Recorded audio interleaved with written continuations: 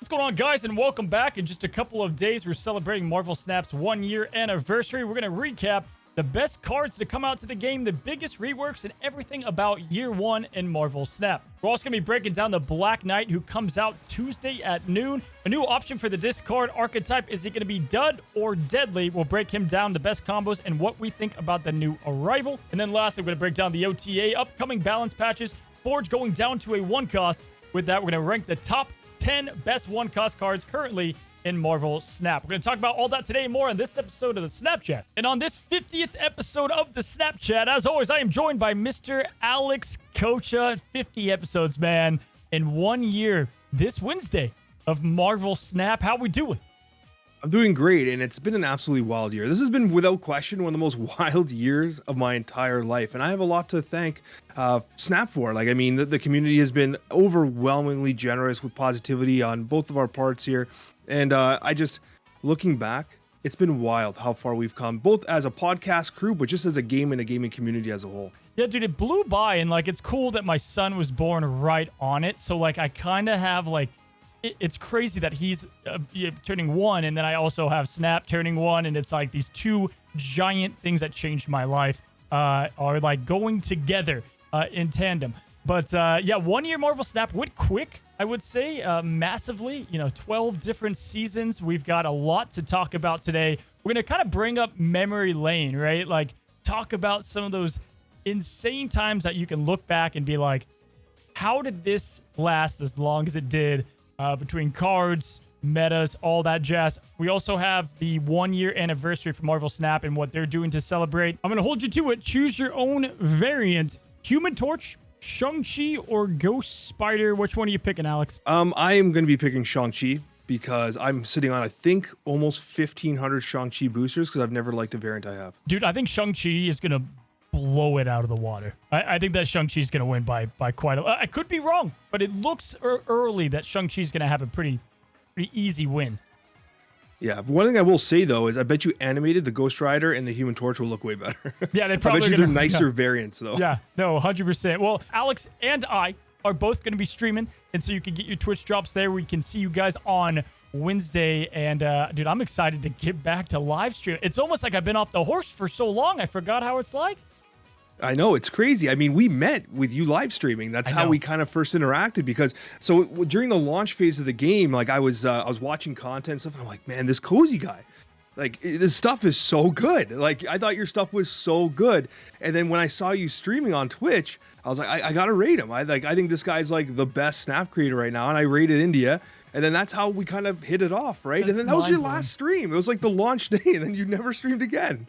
Dude, I know. I was like, I'll be back in a week. And then I had my kid, and I was gone. I was like, dude, I underestimated this hard. I used to treat it like it was literally a television show, and that's what was so fun to do. And it's going to be interesting on trying to balance that in YouTube and obviously my son.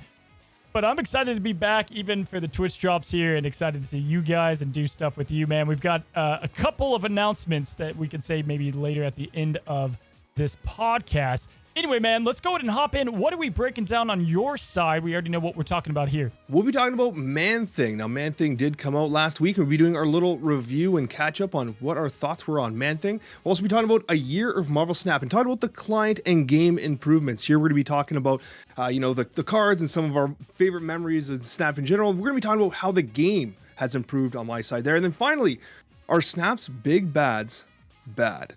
Okay, this is a conversation Cozy and I have wanted to have for some time, and we're going to have it today. So 1 year of Marvel Snap, as I bring up the Arnim Zola Game Boy variant. This one is a winner, by the way. Dude, just so many metas, cards, things that I couldn't believe happened. And I'm excited to talk the best improvements on your side and just look at things that we take for granted, I think, now. Let's kind of take it all the way back. The first question I want to ask you, right, before we get too deep into this anniversary, looking back at 2022, 2023. Tell me a card in your early novice days that you were convinced was good, but was trash. It's Uatu. It's Uatu, man. I had Uatu in so many decks, even in like my first beginner's guides. right? When I played hundreds of hours of the game, I was putting Uatu into the beginner's guides because I was saying like, hey, you're new, like you're gonna want to work around the locations and stuff. You're learning how to play, and I made it in my head, and I made it make sense. Like I sold myself on Uatu not being complete trash. It's complete trash. Did it turn out that way, dude? For me, it was Crossbones. I don't know why, but I was like, all I have to do is win a location, and I get this card. Like he's great. This is gonna be a stud. Him or like I think everybody falls into this.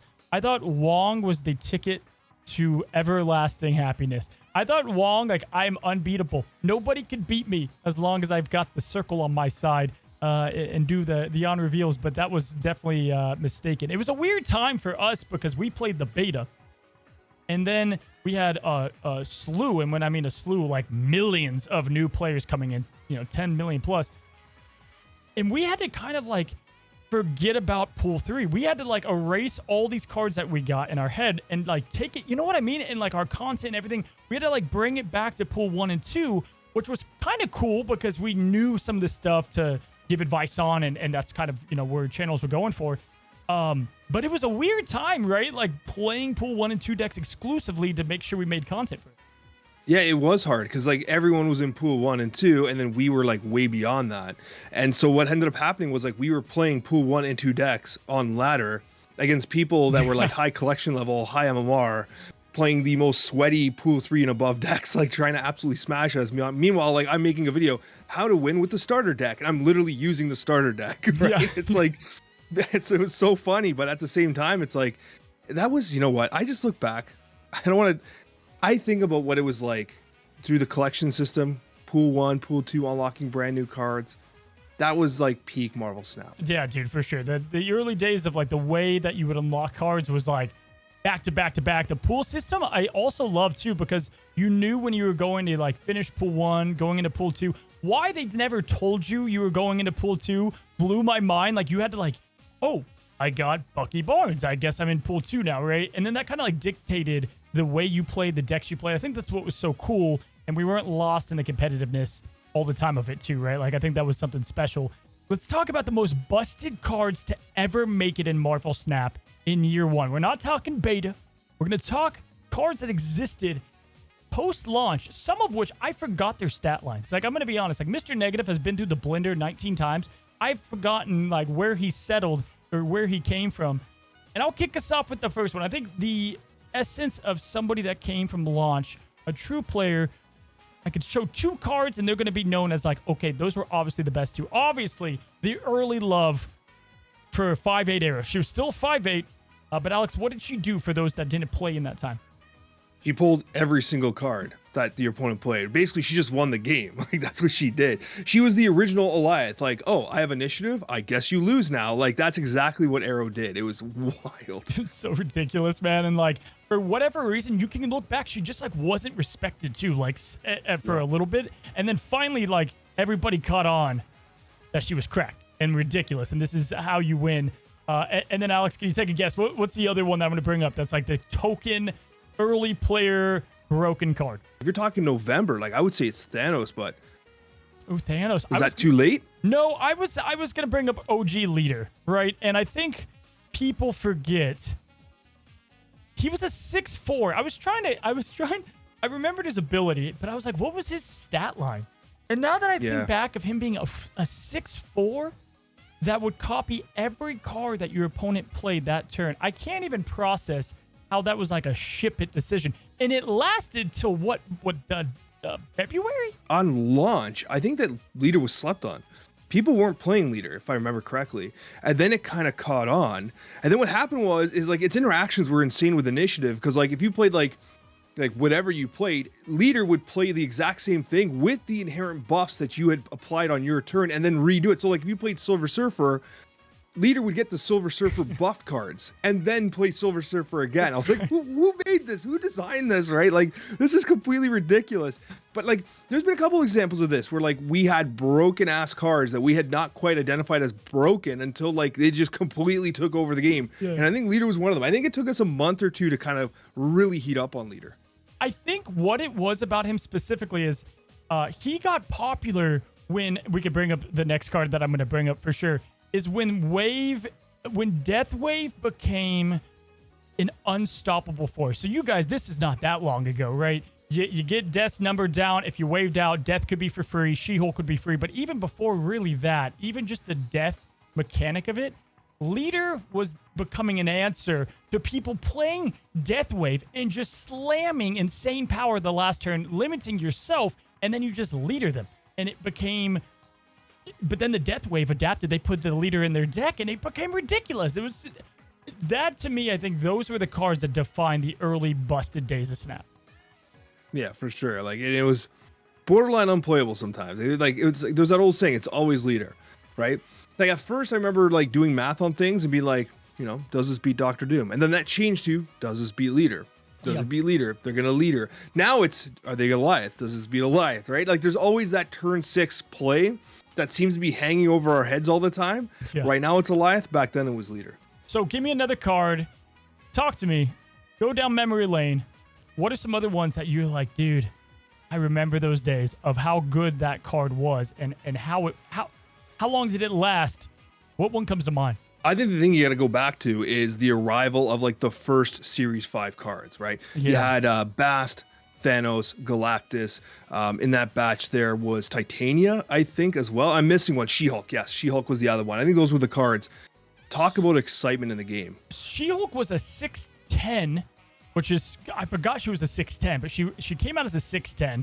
Silly, right? Yeah, you have Super Scroll. You had a couple in there, obviously. Yeah, Super Scroll too, yeah. Yep, Shuri. And essentially, again, if you haven't played there, if you guys remember back, this was the only like batch release next to like High Evo, if you can count that, where all these cards came out, and like all of us creators and players were getting these cards at random different times because this was the introduction of the token shop and kind of like how this happened with random pulls. This was the beginning of not only some of the coolest deck creation because people were just doing so many wacky different things, but we slowly identified cards and we were like, that's going to be extremely broken. And it took a while for some of these to come out or to find their full form. I think She-Hulk 6'10" was identified pretty damn fast. She was going to be busted. Yeah. I mean, you just brought me back in time to a really shameful moment where I did that exact assessment and spent 6,000 tokens on Super Scroll. We've lamented at this before. Was he the first in your shop? Yeah, I spent 6K on Super Scroll, and then I believe I bought She-Hulk with what was left of my tokens and literally passed on Galactus, Thanos, and everyone at the start.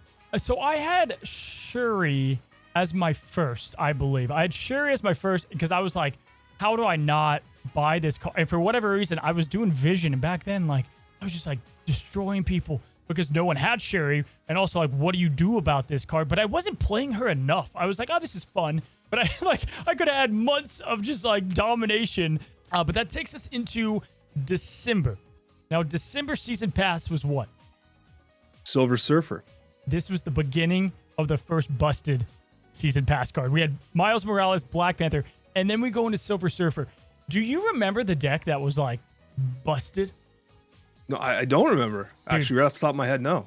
I think it was Sarah Surfer negative. I think it was the early adapt. If you had Bast, like you were in a whole new world because people didn't want to unlock her. They thought she was like kind of too niche. The OG Silver Surfer was so you gave +3 to everybody, right? You had this was like the heyday of the Maximus era by far, but that deck was absolutely terrorizing. There was almost nothing that could compete with that deck. You know what though? It's crazy because to me, Zabu seemed like he was the bigger like what's happening, and then Surfer was like kind of, it wasn't that he was under the radar good. I feel like there were a couple decks you could play in the Surfer era, whereas Zabu, like, it was Zabu or you lose. Yeah, 100%. I think the difference between the two was that Silver Surfer played power, but the games felt fair. Whereas with Zabu, the games felt unfair because there were a couple broken combinations like the Spider-Man Absorbing Man, which completely made the game unplayable for people. And so I think that's why so much ire was directed towards Zabu, because like it literally to some degree broke the competitive spirit of the game. Whereas like Silver Surfer was just overpowered as hell. Right. But still like a card that like you could kind of do the math on, whereas Zabu was just like, well, I guess I just don't play the video game anymore. Dude, the Zabu, so like the 4-cost cards locking both the lanes down, the silliness that was in that deck it was just, I remember it was like, okay, put Zabu in and then just plug in as many 4-cost cards that you could. Like, that was it. That was the deck. That was the meta.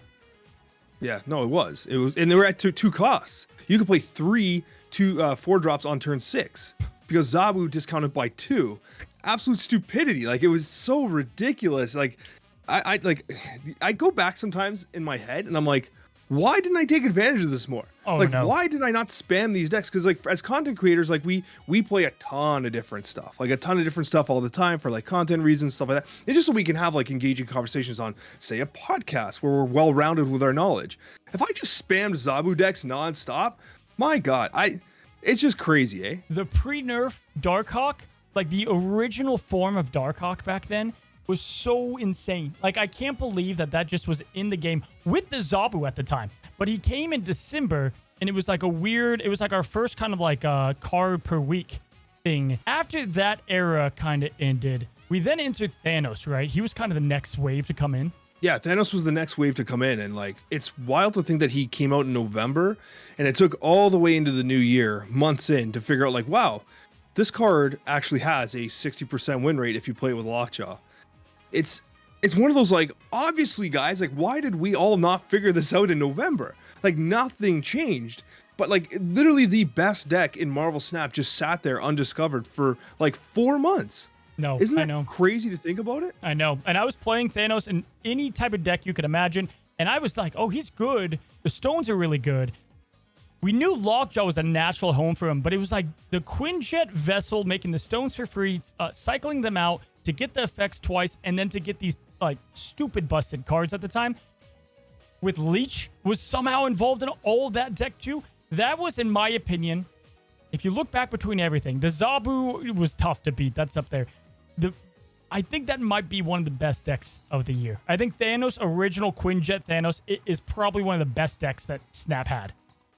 It definitely felt the most unfair because what happened was when that leader came flying out on turn 4, it's like, or 3 or whatever the hell happened, right? Yeah. Like, cause literally, if you had a Lockjaw in your hand plus a stone and Quinjet's on the board, like turn 3, you were cycling cards, which is insane. And like, it was so unfair. Like, it was so unbelievable unfair. Like, it's turn 3 and then like a leech comes out and just zaps your hand. You're like, okay, cool. Turn 4, same thing. You're just like, all right, cool. My whole hand's useless. Between Thanos, the Zabu, Surfer, we've been through some of those metas, okay? But let's talk about OTAs. If you were to say the biggest reworks of the year, so let's limit it to like 3 cards, okay? 3 cards, biggest reworks of the year. Give me one of them. Which one do you think was the most impactful, that got love, that needed it? Wolverine. Like, Wolverine was completely irrelevant for the longest time. Like, that's the first one that came to mind. He's top left. Cozy's top left. There we go.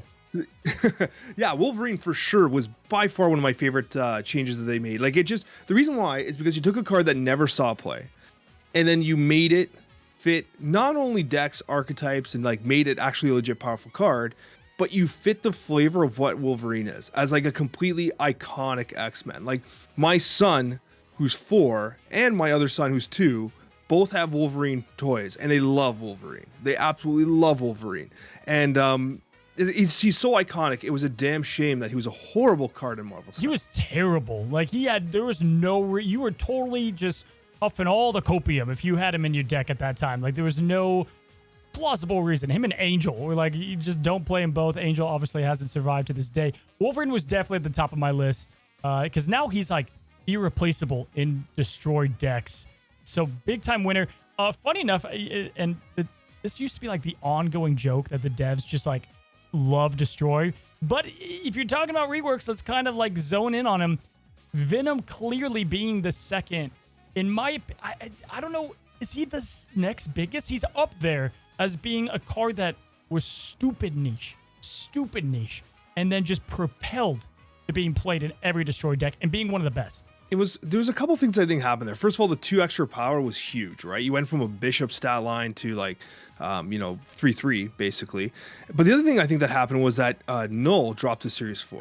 So I think more people started getting their hands on Null at that time as well. So then you had this like influx of like capable destroy decks, and then Venom just took off. But that extra 2 power, like it kind of forced people to be like, hey, don't ignore Venom. Check this card out. And sure enough, you're like, wait a minute, this card's amazing. Yeah. Thinking back, even at 3-1, I still think we were sleeping on it slightly. Yes. It's not 2 power that makes Venom what it is. It's everything else that's happening around it. Yeah. The 2 power helps. The death lowering, the Arnim Zola, the Taskmaster. There's so many things you can do with Venom. He's like such a presence. Shadow King was non-existent, so like Destroy didn't have like any type of lever to keep calm. So like to me, those are the 2 obvious ones. I would say Captain Marvel is very close to being on my list too as one of the better OTAs. Is Spider-Man the next best? Spider-Man's a huge one because like Spider-Man brought so much frustration to the game, and they took a card that was incredibly frustrating and they made an iconic card fun to play with a really unique ability that like fits the flavor, just like Wolverine. Spider-Man is swinging. That makes perfect sense, right? Yeah. It was an excellent change overall, and it took a card that was extremely frustrating and made it fun. So anytime you do that, it's a pure win. So if you're watching, guys, comment down below the best memory of the first year of Marvel Snap. Maybe the deck you used, a card that came out. We want to hear it, and it was great to kind of reminisce, if you will.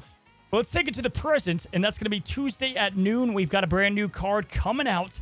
We saw Toxic get some love, per se, with Man-Thing. And this week, we've got the Black Knight. Not the Dark Knight, but the Black Knight. Now, if you don't know what he is and what he is capable of, Alex, he is a 1-cuss, 2-power card. After you discard a card, you're going to add the Ebony Blade to your hand once per game with the card's power. And if you don't know what the Ebony Blade does, it's essentially a 4-drop that has the power, and it says the Black Blade blazes. Alex, I'm going to hit you as always. Initial impressions on the Black Knight. My initial impressions are that it's a hard sell as a Series 5. It's incredibly niche, obviously, in essentially discard, and obviously, right? But one thing I will say is that, like, I've been trying to come up with different lines and different decks in advance of the release to see, like, okay, how can we make this work? How can this card really make some magic happen? And I think that, like, I was originally too low on it, perhaps, and I think that it's going to have the opportunity to put up some interesting lines.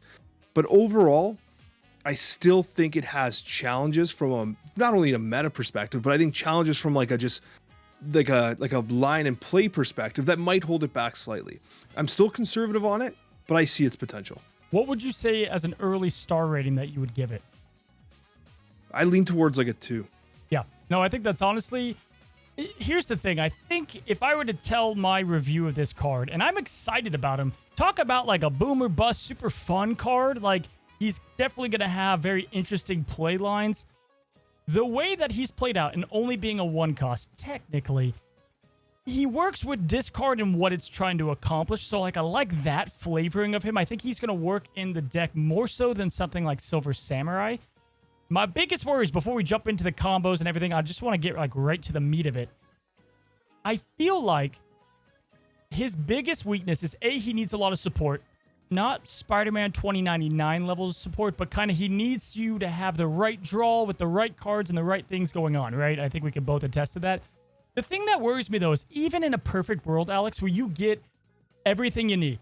You have, like, the crate, you get, what is the example? So, guys, if you don't know, you get Black Knight out, you get Lady Sif, it gets rid of Infinite, you play a Ghost Rider, take back the Infinite, and then you play the Ebony Blade. That's, like, you know, chef's kiss of what you could have, the potential you could have. But at which point, wouldn't your opponent just retreat? If they see you have the Black Knight and you played Lady Sif out, at that point, isn't your opponent, like, the boom of this card is super easy to tell it's happening, no? Yeah, it's very telegraphed. I think the major thing it's tricky because like it needs to be out on the board. And what's weird about it is that there are very few 1-drop cards that have that urgency that are also slightly built around cards. Because I don't think that Black Knight I think it'll have its own deck. Like I think like the way I've been looking at it is like I think this is like a Dracula card to some degree. Yeah. And like there's so many different things. First of all, we don't know if like the Ebony Blade when like you Lady Sif and Apocalypse. At which point does the Ebony Blade lock in the stat? Is it before the +4 or after the +4? So it's going to be the same it's the same as Dracula, which is a huge winning point for it, right? So it'll gain 12 power of the Apocalypse the first time you get rid of it, which is we're going to get into the best cards. So yes, I fully agree it's a Dracula card. Like I think the starting conversation with Black Knight is if you want to play this card, first of all, you got to know what you're getting into. This card theoretically makes Swarm worse, makes this kind of traditional because you can't really play, you don't want to get rid of your Swarm because you have the Black Knight. Blade is taken that to such a science now that this kind of messes that up. He 100%, if you enjoy or if you haven't played, then start playing and testing before he comes out. He's the Ghost Rider style of discard deck. So if you haven't played Ghost Rider in the way that he plays, this allows Ghost Rider to get a significant boost. And now you have ways to combine these discard options that didn't have a home before into their own version of a new playable deck. And I think the deck is going to be okay. I just don't think it'll be like super meta. I think it'll be pretty good. I get concerned when decks have like very specific lines that have to be met for the deck to even work. And like Black Knight kind of feels that way. Like it has to be out there. The change to Blade though is significant because now like if you pull Black Knight later and you've been holding a Blade, then like you can kind of like play your cards in a way because they're both one cost to guarantee hitting a POC or whatever it is on the other side. But like when you think about the lines, Cozy, like Ghost Rider is a huge one. And I think the line with Ghost Rider is going to be turn 3 Sif, right? Obviously you've played Black Knight prior.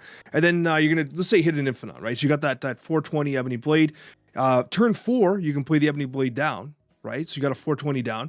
You could then Taskmaster turn 5, and then you can Ghost Rider plus like a Jeff. Ooh, like okay. I think Taskmaster might be the slept-on piece of a lot of these cards. Like when I was doing my my kind of analysis on this, I'm like, I think Taskmaster is the piece here that makes this card really interesting because the Ebony Blade is going to be a Taskmasterable card. And there's a second line I want to hit you with, which even makes me more excited.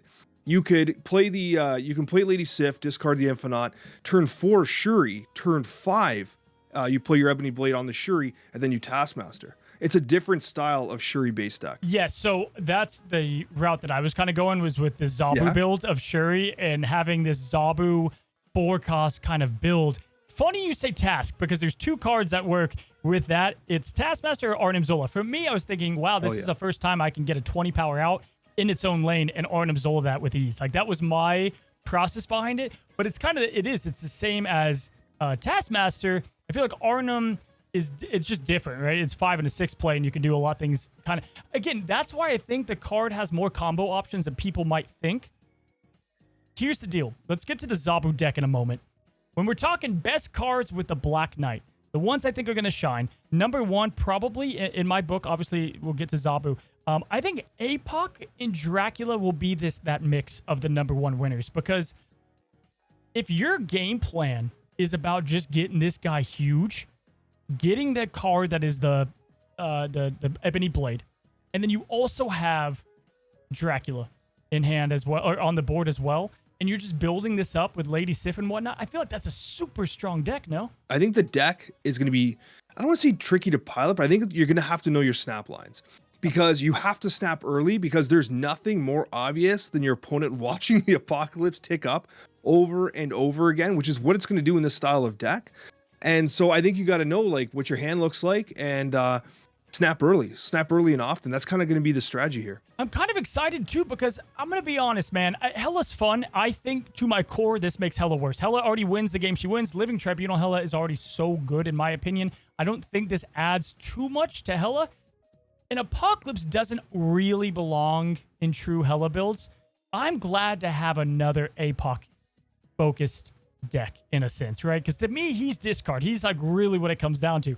And it's not the same predictable pattern that is the MODOK flavor. So, like, I think that's what gets me excited, right? I think it's a little harder to play it in Hella 100%. And I think you're 100% correct that the idea of, like, having a discard style list that does not rely on something like a MODOK is huge, because MODOK has been the absolute staple.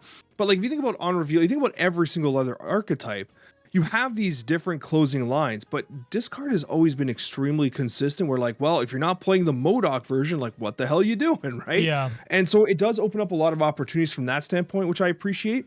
But the one thing that like, okay, there's 2 points I want to make that I've been really trying to workshop this card, because listen, I said 2 stars. I want to be wrong. When I say 2 stars, and Cozy's the same way, we want to be wrong. Like we want these cards to do well, right? Yeah. But we got to also be realistic. My concern is like, what's like this discard deck? Like why do you have Infinite in it? I don't think you ever really do. Like we talk about like, oh, it's a 420, but like, you're more likely always just discarding Apocalypse. Like I don't think you ever actually put Infinite. I think Infinite is like the card that people go to because it's the big power card, or like Giganto. I was looking at it, I'm like, what the hell is Giganto in this deck? Like it just, there's such a bad play line. because then you're just hoping to draw the right cards at the right time. And then I think the 20 power, right? So we need to go away from what gets us the most power to what is a huge amount of power that we can play consistently with the play line. And I like where you brought that. So if we go to forecast cards, Zabu is clearly a really good synergy play here because you don't have to do discards every turn. That's not the goal with the deck. It's doing even just one strategic Black Knight to Zabu to Lady Sif.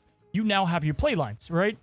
To where a turn 6 without Mobius, but a turn 6 on the board could theoretically be a Ghost Rider pulling whatever you discarded and the Ebony Blade together, or Drac.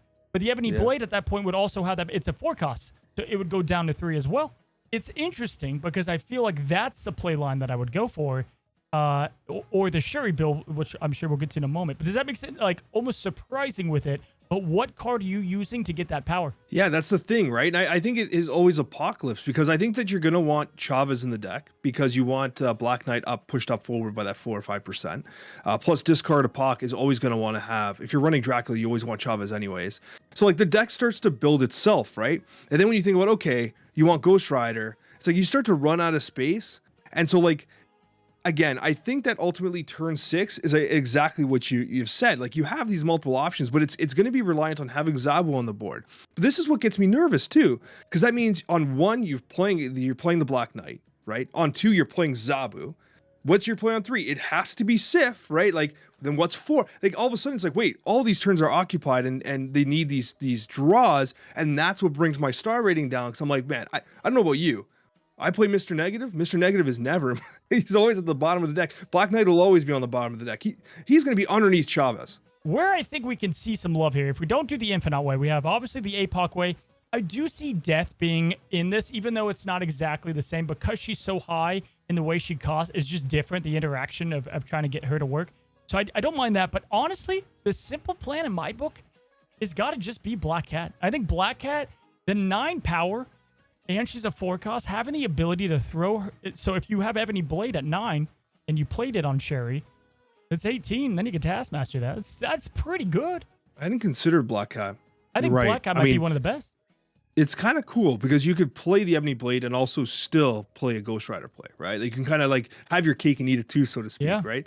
But like, do you actually, the crazy part is like when you start to build this deck, like, I think it's going to be hard to squeeze Black Cat in. I think that's what happens when this, like, I feel like this deck builds itself from 6 costs down and from 1 cost up. Like, it just kind of squeezes itself in because, like, there's all these required pieces.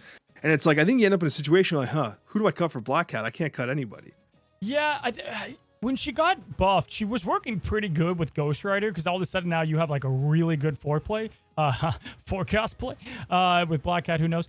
The thing is, though, at least she gives you like an out if you don't get Lady Sif, and then all of a sudden now you do already have this discard option. What I think people are going to be surprised at is I don't know if Morbius makes the cut, even though he's a 2 cost. Because are you really discarding that much? I guess you would get your 2 cost of value of a 2/6 with Dracula or something, but you're not aiming to discard all that much. I don't think you do because that's not the point of the deck. It's not really like a traditional discard deck. It's more of like a discard combo deck. Like that's really what it is, right? You know what it is where I see it working is I was experimenting with what I like to call safe Hela. And in theory, I was thinking about this more. This will be the first deck I try out. And we might see this, but Hela, if you look at her stat line as a 6/6, I kind of think she's undervalued as just playing her as a dependable option, right? So we were talking about Hela in Hela decks.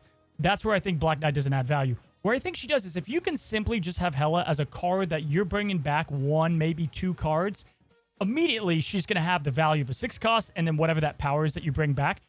So if you have this deck that has Death in there to take the blow from Lady Sif, you have got the Ghost Rider in there, and then you have Ebony Blade, all of a sudden I think this could be a decent closing playline. Okay, so you're thinking like, don't be greedy with Hela, just let her do her job, bring a card or 2 back, and maybe you hit something big with that Ebony Blade, and it's just enough value. Targeted discard, yeah. Yeah, it's just the RNG side of it. Like, it's always just going to land where you don't want it to land, right? That's the kind of thing. Yeah, again, I think it could be tough to create, but I think Silver Samurai with Iron Man, we're starting to have these targeted ways to get what we want out there, but then you would have to fill that location and ensure it so that, yeah, she doesn't just play whatever, all the cards in the middle. it's not as like rapid fire living tribunal. You're just playing her for the value at that point, like a mini Doctor Doom. Yeah, I hear you. I hear you. It makes sense. I just Hela brings back some memories. That's all I'll say. Like I feel like Hela can do you dirty very often. I feel like if I'm gonna play him, I also like he's a 1-cost card. That's what's really cool about him. Does Dracula dump style of decks truly win this? Because you have Dracula, you have Red Skull, right? You have Infinite in that deck, and then he actually belongs. And then on top of that, he's a 1-cost card that now Khazar can boost up. And then you get, there's some synergy outside of just like his existence as a discard, because that's the only place that he can be feasible. The play lines will look different, but that could be a good deck for him. 100%, I think it could be. Yeah, it definitely could be. Like, I think that might be one of its most natural places where it won't feel like you're trying to force it too much. Like, my concern with these combo-centric lists, like we've been talking about primarily, is that, like, if you don't draw the cards, you're just screwed. But if you're running a Khazar-based deck and you're doing the, you're going to have things in your hand that you just hit. Like, there's always going to be value. Like, you're always going to have the Giganto or the Infinite in your hand that you're going to be able to hit with the Dracula, and you're generating all this additional value. I agree 100%. I feel like that deck is way less risky to play and probably ultimately more consistent. And then you just have 0 Red Skull on turn 6. Like, there's other things that you get to just play if you don't have... Like, then you're not hoping for this combo wombo thing that's just probably not going to happen. So, in general, like, we didn't talk about the specifics of the card. You only get 1 Ebony Blade, no matter what. You get 2 if you Moon Girl it, but that you're just doing... Who knows what deck you're running at that point. That's already doomed for 8 cube loss. So he's kind of very linear, right? Usually we give the advice, if you like discard, go for this card. I would like to think the same here. I think he's a little bit better overall than Silver Samurai, but in a different way. I feel like he's going to bring a new, different way to play it, and how dependable and how great it is and how refined that list gets, we're going to have to see. He's a tough one to rank. I'm giving him a very low star rating for now, with the potential to build into a deck that's not as bad. It's always one of those situations where you have to just wait. Like, if you're someone, it's a Series 5 card, don't drop 6k tokens on day 1 and be disappointed when the card sucks.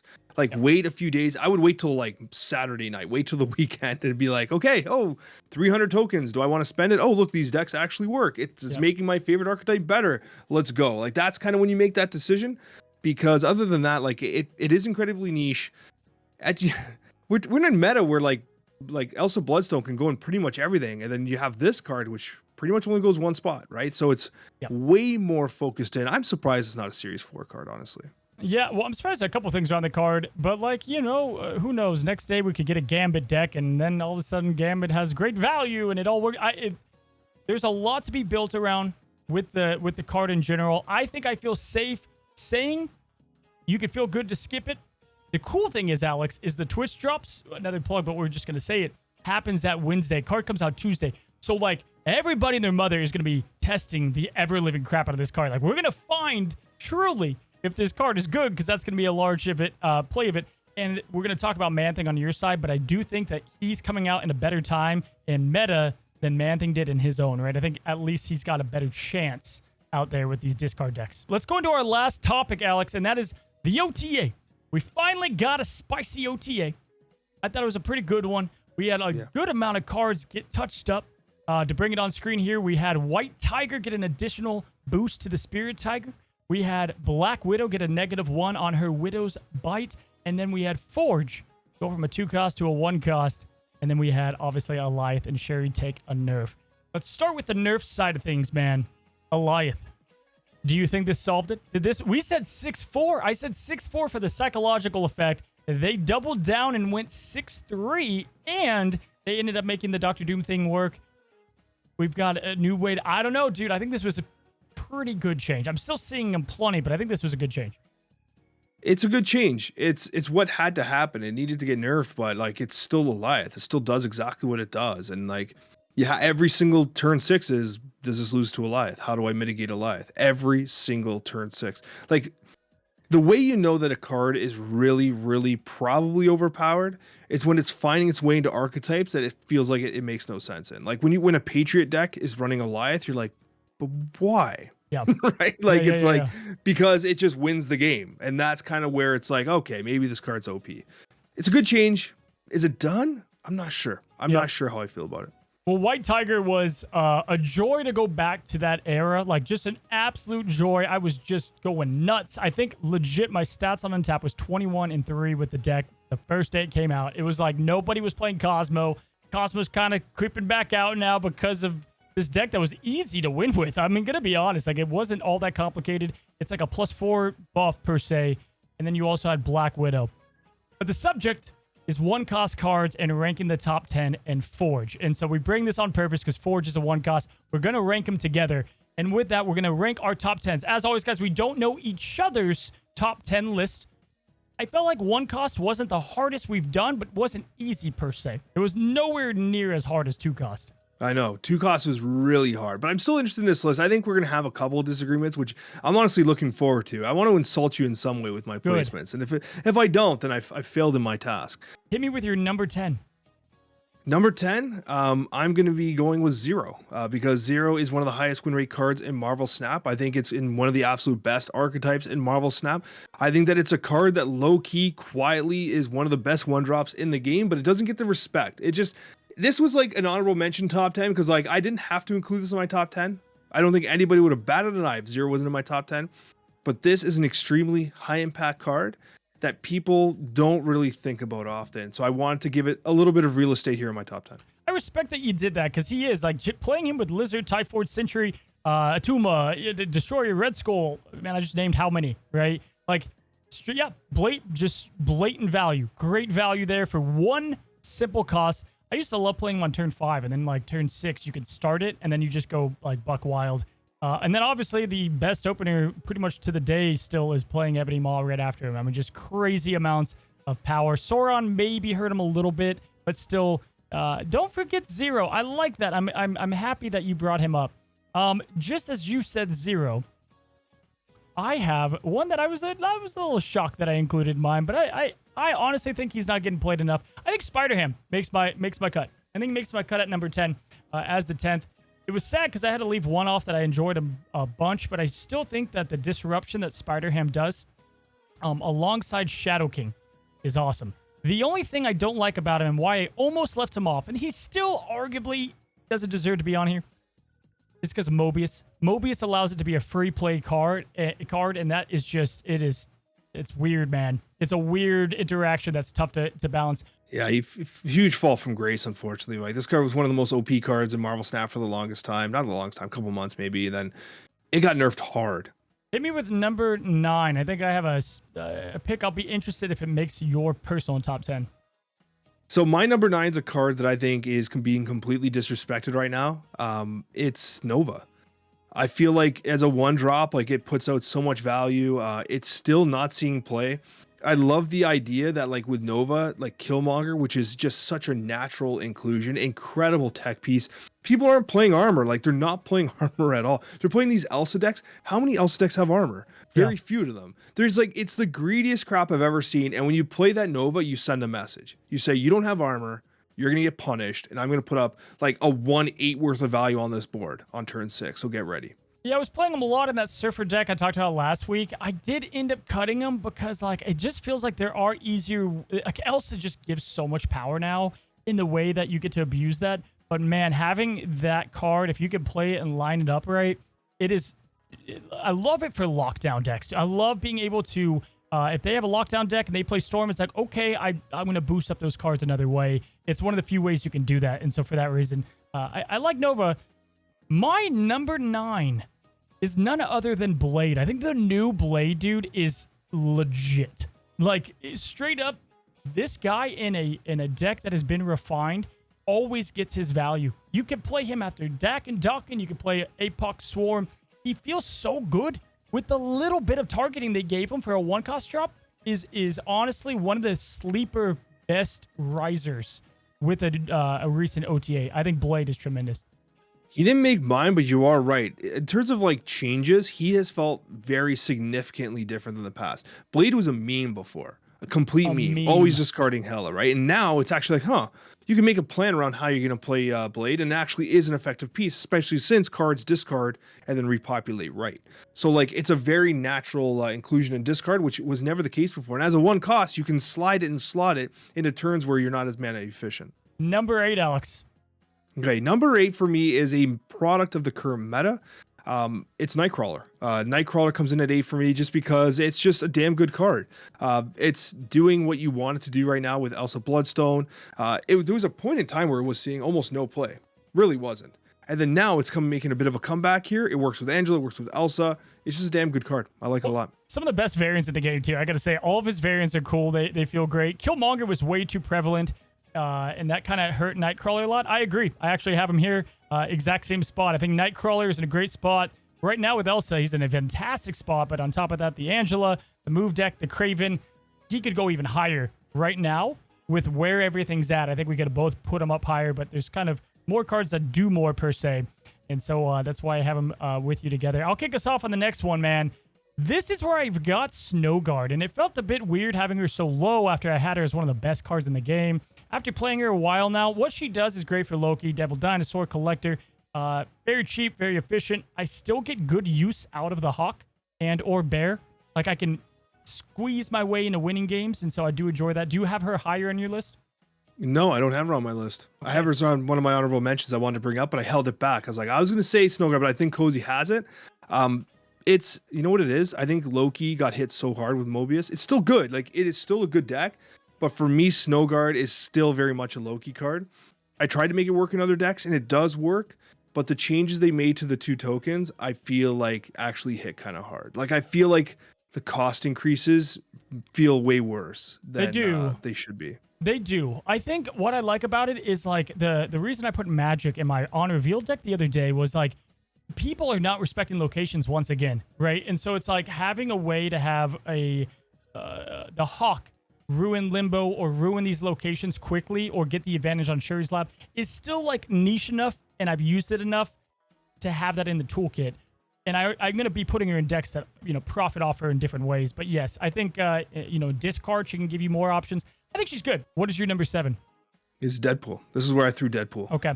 Just because I thought it was such a key component to the Taskmaster, Hulkbuster, Shuri-based decks, Destroy in general. This is where I put Deadpool for all the reasons why we discussed before. It's just a damn good card and a staple in Destroy. Number 6, Alex, and this might be, I don't know if this is that big of a shock. I think she's definitely worthy of being up here. Number 6, I have X-23. Definitely one that I think I could have put higher. And this is where it was crazy when I looked at all the decks and, like, the purpose they serve. Yes, Deadpool is a 1 cost, and I just kind of alluded to that.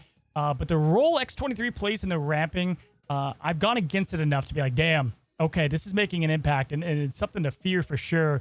And getting into these hard-to-reach locations can be clutch sometimes. I love her. I think she's great. You know what? This is probably the biggest shock that you're going to be most disappointed. I didn't include X-23.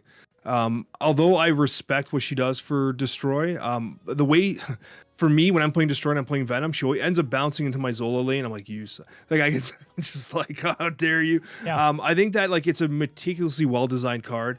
I think that it is excellent. I love the idea of continuously destroying things and generating that extra value with the energy. But, like, this is just me now. I, for whatever reason, still don't feel as hot as others on X-23. Maybe it just doesn't jive with me, right? Yeah. And that's a me problem, not the card problem. I respect how good the card is, but in my personal top 10, I couldn't slide it in. Like, I almost put it in at number 10 or 9 or 8. But I respect that it should be as high as you're saying, but for me, it just doesn't feel like it. No, that makes sense. And, like, I think for sure it's like, well, Deadpool does so much. I get that. For me, they're interchangeable here. And looking back, yeah, Deadpool could be here because he does what he does for the archetype. X-23, though, like, I felt like it took Destroy just to a much more dependable place. And having a regenerative Destroy card like Wolverine is huge. It's huge for the overall game and how it works. But yeah, I'm not too mad that you don't have her. I guess I'm a little shocked, but not too mad. So this is where you're going to be like, really, Alex, these two over X-23? I'm going to hit you with some spicy meatballs now. Hope you're ready, Cozy. Hope you're ready. Hit me. So at number 6 for me, this was a product of the last meta. It's Quinjet. I had to throw Quinjet up here just because, like, it single-handedly made Loki disgusting, completely disgusting. Now, Quinjet suffers from Triple M, but I still think it has a very interesting role to play in Marvel Snap, to the point that it had to get nerfed in advance of Loki's season and some others to know, again, of course, the stones. It was the Thanos stones. This card has been very consistently a powerful card, and it's always going to be a very relevant card in Marvel Snap, because anytime a card switches decks or switches hands, Quinjet's going to have something to say about it. All right, yeah, I would never in this meta, in this economy, with Mobius, I know. oh, it's so terrible. But the effect, man, effect is freaking nuts, without question. Number 5, this is where I got Sunspot, which is crazy. He's this low, I guess, but also he doesn't beat the ones that I have ahead of him. Sunspot, like, dude, what is there to say about him? All reliable, does what you need to do. Still, a card you get in pool 2. And to this day, you're still going to use them. Yeah, we had situations where Sunspot was going through the roof in power. So yeah, the nerf was definitely important. But I do have him a little higher than you. And at 5 for me, I think this is another bit of a shocker, but I swear the stats backs it up. 5 is Misty Knight. Now, the reason why I'm bringing up Misty Knight, which I know is a complete shocker to everyone listening right now, let me explain. This is not quite as weird as Ultron. So Misty Knight, I've been playing a lot of High Evolutionary, experimenting with High Evolutionary, even with Man-Thing. What I learned while digging deep into stats was that anytime you take Misty Knight out of a High Evolutionary deck, you drop 2% win rate just right off the bat. She single-handedly increases that deck's win rate by 2% in and of itself. And it's consistent across different versions of High Evolutionary. It's wild what this card has done. And the reason why it goes this high on the list is because this is a card that saw absolutely no play prior. High Evolutionary completely rejuvenates it, but it's a card that gets no respect. No one actually really appreciates what that one extra power every single turn is doing. It is legit doing a lot of work. Even in lockdown situations where it's adding into lockdown locations, I'm telling you right now, Misty Knight statistically is an excellent 1-drop. For sure. I 100% agree here. I did not have high Evo cards. Like I didn't have like high Evo Misty Knight. I was thinking about her combined as like a whole. She is good. Dude, she does her role so damn good in that deck. She has lost me games because of that last tick. Like, the power that she gives out, makes up over time, feels really good. I like it. I think that's a really good pick. I didn't do high Evo cards for whatever reason in my 1-drop list, or at least it included Misty Knight. But I definitely don't doubt her being this high. Next up, number 4 is where I've got Bast. Now, Bast, this is where we enter the territory of like all these cards going to go high. I think Bast, dude, I mean, the savior of so many decks.